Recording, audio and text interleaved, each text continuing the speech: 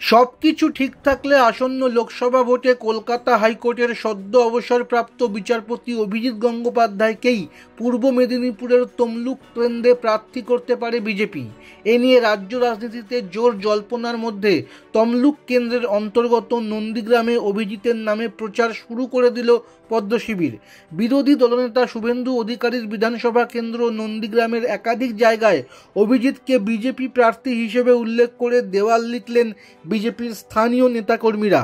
তাদের বক্তব্য, অভিজিৎই যে তমলুক থেকে দলের প্রার্থী হতে চলেছেন তা এক প্রকার নিশ্চিত। দলের উপরতলার বার্তা পেয়েই দেওয়াল লিখন শুরু করেছেন তারা। এ নিয়ে বিজেপি ও অভিজিৎকে পাল্টা কটাক্ষ করেন তৃণমূল নেতা কুণাল ঘোষ। তিনি বলেন, যেখান থেকে দেওয়াল লিখন শুরু হয়েছে সেখানকার মানুষই অভিজিৎকে প্রত্যাখ্যান করবেন।